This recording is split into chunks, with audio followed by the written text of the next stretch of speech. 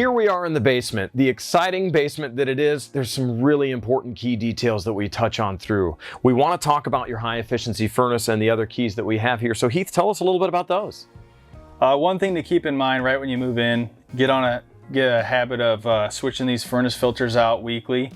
Right here is how you're going to check that. Always hit the kill switch and give your furnace just a little bit of time for the air to slow down.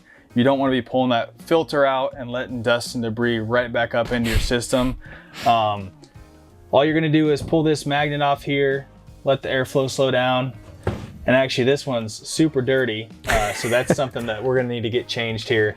But really, if you just do that weekly, and then eventually as you're pulling them out and they're clean, you can switch to monthly. And then make sure when you switch your filters, turn the unit back on. That's one call we get quite a bit, where my furnace isn't working in the wintertime. Is your switch on? It's a fun play toy for kids. So before you make the call to emergency, whether it is the heating or air that you need, first check and see, one, is that covered? There's another thing to check when you're wondering whether or not it's a heating problem or if it's an at-home problem. What is that? One other thing in emergencies, this is your furnace flues right here, this PVC. That goes out the side of your house. And if you should have a snow drift that covers that up, it will choke the system off. It will shut the furnace down. So kind of making sure you have power here, the switch is on, making sure that's not covered up outside. And then of course, making sure your thermostat's actually calling for heat at that time would be the things that you need to check. Perfect. Other than that, what else do we have here? Looking over here, we have your gas manifold.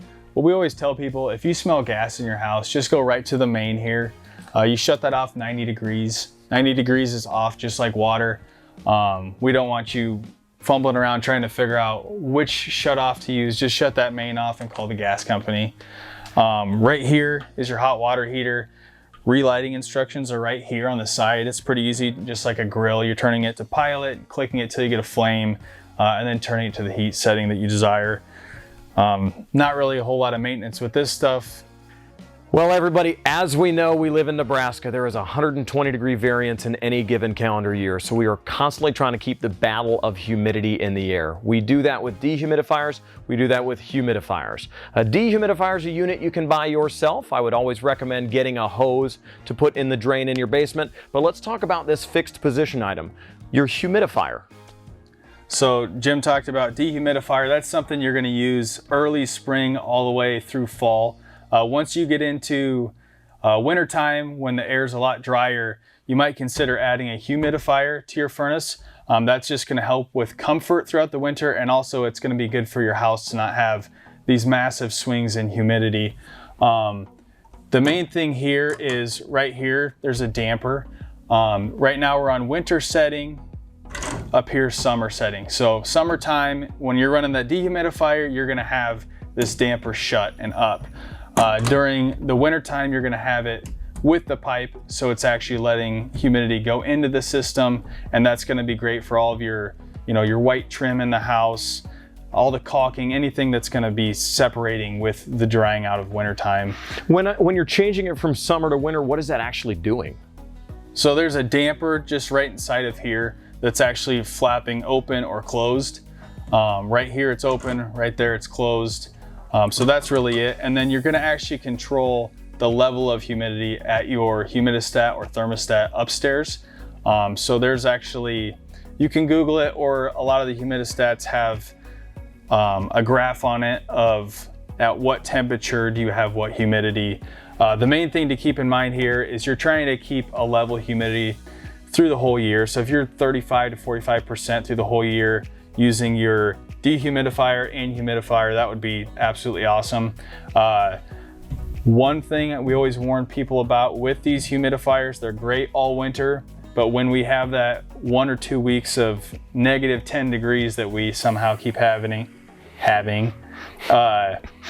you have to shut this off and maybe plug that dehumidifier back in.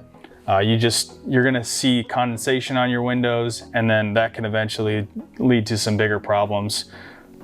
It's something you want to be aware of. You're adding humidity to the air. Unnecessary moisture and freezing in the wrong spots can all of a sudden cause a little bit of water issues down the road. So Also with that, there's a filter inside of these that a lot of people don't realize. By adding humidity, it's percolating water over the filter. So when you're doing your cycle on your schedule of making sure you're changing out your air filters, it's great to make sure that annually you are changing out the filter inside of that, or it does become a little science experiment of interesting greens and pinks. A good time to do that is in the fall, right before going into the season you're going to actually be using this. One other seasonal thing you might consider, our units come with, on 2 stories, they have dampers here. That way you're not going to every single register to shut airflow off. You're actually dialing this damper down to maybe close a little bit of that air off. This would be actually for the main floor. And then over here would be to the 2nd floor. That way you're pushing a little bit more air where it's needed seasonally. A common thing I always hear is maybe one room in the house upstairs is hotter or colder than others. What would you do in a case like that? One of the first things I always recommend is going to your thermostat and setting the fan to the on setting instead of auto. Most people do auto, but if it's on the on setting, you're always getting some air circulation. So you're not gonna ever get every room to be perfectly balanced, but you're gonna notice, instead of having your furnace only turn on when that area around your thermostat's calling, it's gonna be running all the time, and you'll get just a more balanced feel through the whole home.